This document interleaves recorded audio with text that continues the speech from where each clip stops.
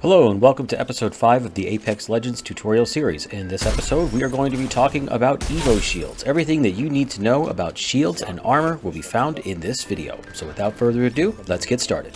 So in the last video, I said no less than 100 times, we'll talk about it in a future episode. And one of the reasons I said that is because if I put everything in one video, the video would be hours long, no one would watch it, it would be a mess.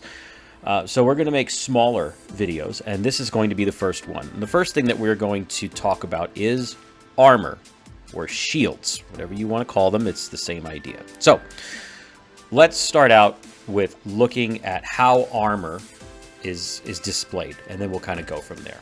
So armor is located right here. It's these two bars above your health. In Apex Legends, it functions very similarly to armor in most video games. In most video games, if you lose your armor, that's okay. You're fine. You can get your armor back, or you can find a new stack of armor. In Call of Duty Warzone, you put armor plates into your vest or whatever, and the armor is depleted first before your health. It's mostly the same in Apex Legends. In Apex Legends, you start out with white armor. Each one of these bars is 25 armor. Okay, so right now I have 100 health and 50 armor. One thing that I do want to call out here is what I just said, that most of the time your armor is impacted first. That is not the case for being in the ring. Armor does not protect you from damage from the ring. The ring will automatically go and damage your health pool directly. So as a reminder, you can run out of armor and you're not dead. But if your health reaches 0, you will die even if you still have armor. That typically happens if you spend too much time in the ring or you can't heal through the damage. So now that you know where armor is, and now that you know that each bar is 25 health, let's take a look at the different ways that you can get more armor. We want more armor so we can take more damage and then we are super buff. That is what we are going to look at right here. So as I mentioned, everyone starts out with white armor. The next armor level is blue. The next armor level is purple. Each time you get stronger armor, that increases the amount of damage your shield can take by 25. So each armor gives you 25 more shields. Once you have maxed out your shield, you will have 100 health and 100 armor. There is one exception, which is this little red thing right here. This is a mythic helmet.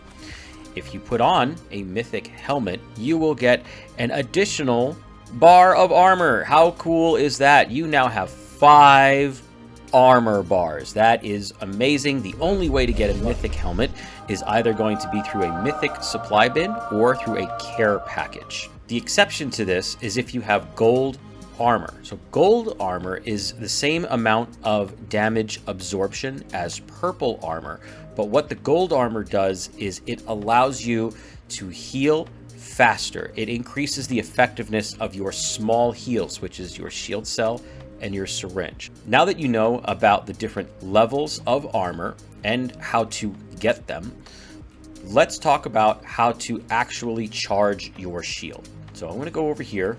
Let's grab a gun with a lot of bullets in it. Now, if you look here, in just above your head, it says next level 450 Evo. Evo, I believe, stands for evolve or evolution. Basically, it's the next level of your armor. So how do I get this Evo charge? Well, there's a couple of different ways to do it. Actually, there's 15 different ways that you can charge your armor in this game. Yeah, 15. Am I going to go over them all in this video? No.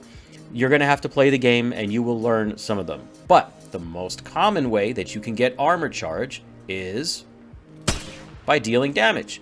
As you can see here, I dealt damage, and now I only have to do 429 more damage to get to the next level. Let's go ahead and do that. So as you can see here, as I deal damage, the charge meter goes up. Now I only need 250. Now I only need 50, so when I deal 50 damage... Oh, almost there. Now I've dealt 50 damage and I have leveled up my armor. I now have level 2 armor, which is the blue armor that we showed over here. Once you level up your armor in this way, you can get perks. So for me, I'm going to press my F2 button on my keyboard. You can change that in the key bindings. We talked about that in a previous episode. But if you look here, when I press F2, a new menu pops up, and I can then choose a perk to give myself. So I'm playing Ballistic right now. These are his 2 perks. You just use your mouse or your controller, whatever you have, and you just make your selection. Like I'm just moving my mouse back and forth right now. And whatever you choose here is just based on your preference, and it's based on your play style. Once you make a selection, I'm going to click, and now I have that perk, which you see right here above my portrait. So let's take a moment now and talk about how we recharge our shields, because believe it or not, you're going to take some damage in this game. The damage is going to go to your shields first, so keeping your shields charged and keeping them up is going to help your survivability. So there are 4 different ways that you can recharge your shields: Phoenix kits, batteries, shield cells, and also picking up a shield core off of a killed enemy. So let's take a look at each of those now. A Phoenix kit will fully restore both your shields and your health. It takes 10 seconds to use, so this is not really something that you can use in combat. But if you have taken a lot of shield and health damage, this is a little bit more of an efficient way to heal back up. Next, I want to take a look at shield cells. Shield cells restore 25 shield, and they take 2.5 seconds to use. So from your heal wheel, if you are using the heal wheel, you would select your shield cell, and then I'm going to press my button. My legend will pull the battery out, and the shield will recharge by 25. Shield batteries, on the other hand, restore 100% of your shield. No matter how much damage it's taken, it gets fully charged, and it takes 5 seconds to use. So if you're doing the math, if you are charging at least 2 bars worth of your shield, it is worth it to use a shield battery instead of a shield cell. Now, don't freak out.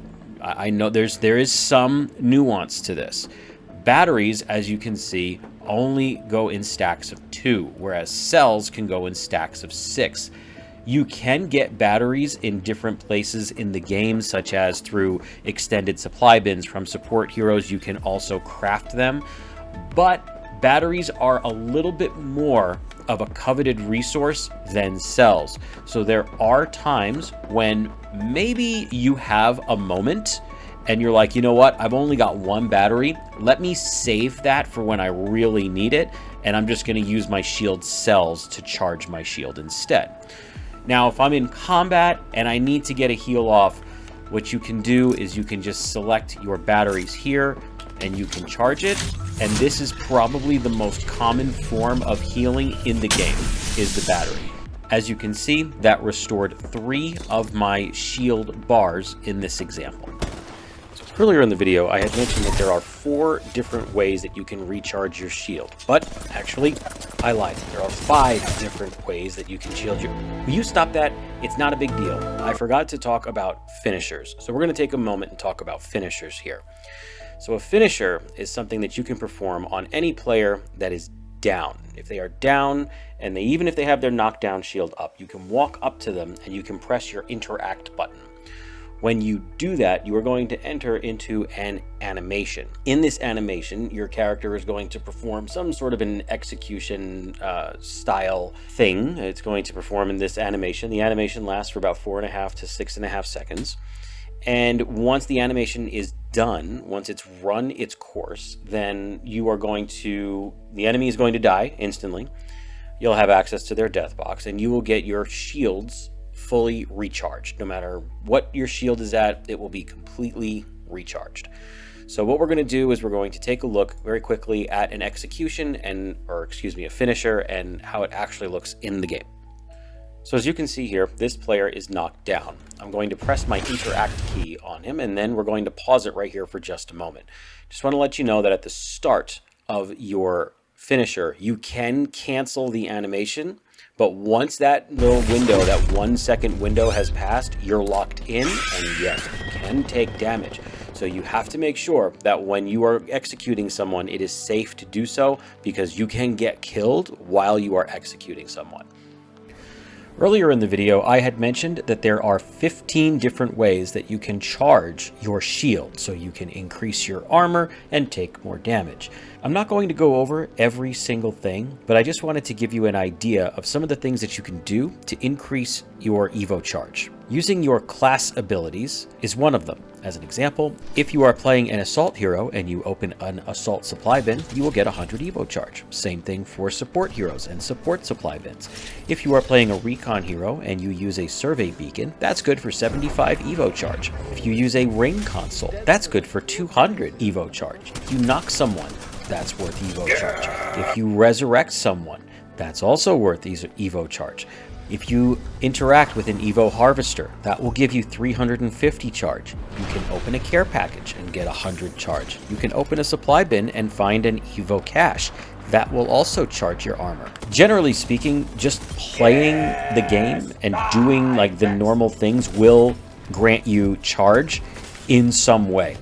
The one thing that you have the most control over is how much damage you deal. So the more you hit your shots, the better your armor will be. So keep on practicing, work on your aim, and hit those shots, because if you can hit more than the enemy, you'll get an extra 25 armor for your trouble.